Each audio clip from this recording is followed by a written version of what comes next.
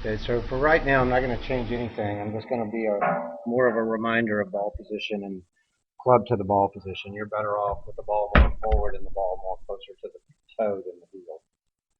All right, let's look at takeaway. See what we see here. Didn't lose the club at the top of that one. Looking at your grip for a second just to make sure. I'm watching that. Yeah, I've been trying to, when I focus the thumb in my pad. So there's nothing wrong with the length of your swing. It's fine. That's great. Your thumb's in the same spot that it started, so that's a good sign. Turn behind the ball. You're loaded into your right side. You didn't sway. Club face is slightly shut to the arc, and I'm not going to change that because there's so many good players that are. I'm not changing that.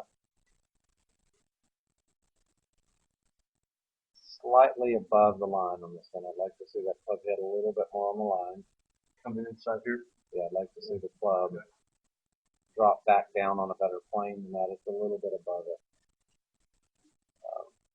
But it's not terrible. It's slightly above. Pretty close to where I'd like to see it impact though. All right, stay behind this one.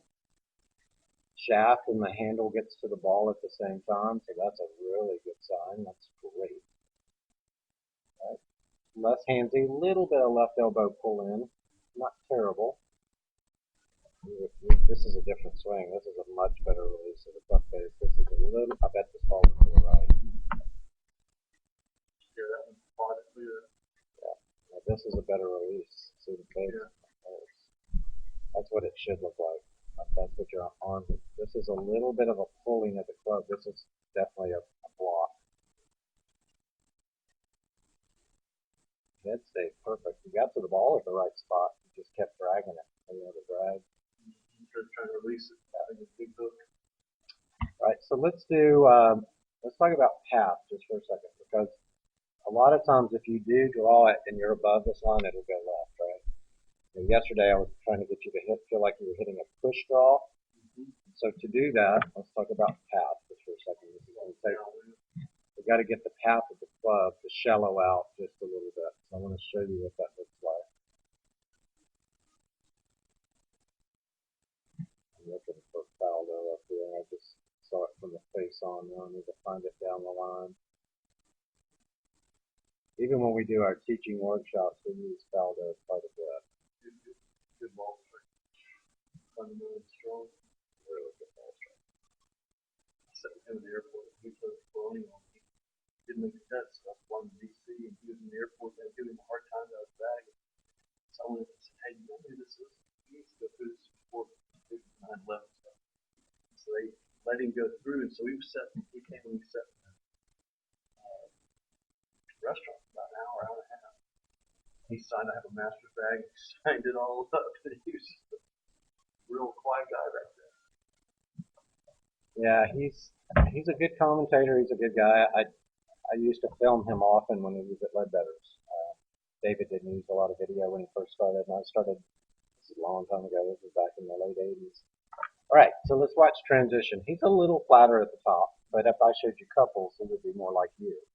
But the difference is what they do in transition. Now watch where his arms and his club go.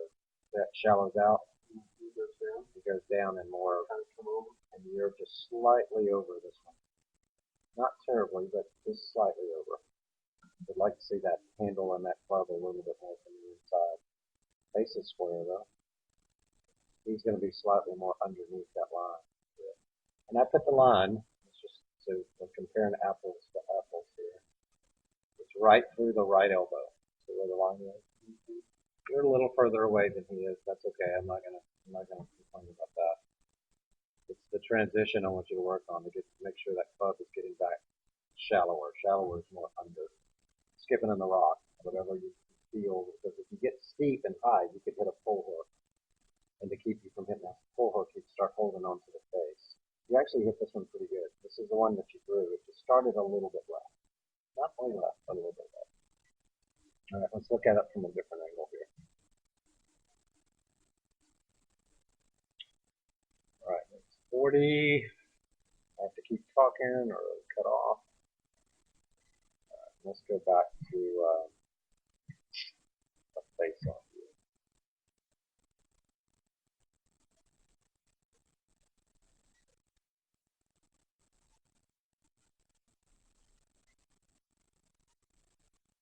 A little bit more pivot for him, but everything else is pretty similar, but he loads his hips a little bit better. It's a little bit more rotary with the right hip, but still everything else is pretty close to the same. So now watch how his left hip goes forward. He's going from right leg to left leg. You can tell that he's not outside of his right foot, neither are you. So now you want to see left hip forward. They all do that. Where's his head stay? Behind the ball. Right? It's turning behind it. Shaft handle gets to the ball the same. Pretty similar. Almost exactly the same. I think what you're going to see now is a little bit different with the exit. Let's see. Let's see what his arms do here. Yeah, they extend and rotate over. I don't do that. I gotta figure out how to do that. That's the one that Yep. to the right. It's just you would benefit from swinging a stick. I used to work with J.C. Sneed, who was Sam Sneed's nephew, and he was a really good baseball player. Got all the way to AAA baseball. Switch hitter, big guy, 6'3", 225, 230. And he would turn his driver upside down on the tee box, even when he was playing, and actually swing it upside down and practice releasing the club. Just to feel the club whipping, swishing, whatever you want to call Oh, it. you can turn it here, hold it by the hand. Yeah, he'd hold it just above the head, but he'd hold it on the shaft. He'd practice swishing the clubs through. And he was a really good ball striker too. I think I just pulled myself out of that by when I was flipping it so much. But High. having said that, remember though, if the path of the club is more from the inside, which you just saw his is coming in from the inside a little bit more than you, he better release it or it's going to go right? If you're over the plane and you release it, it's going to go left. So it scares you. So if you're over the plane swinging left, you're going to do this to keep it from going left. If you're more underneath the plane, you can turn the face over more. So those two things, really the only two things I would tell you is work on getting the shaft to shallow out a little bit in the transition.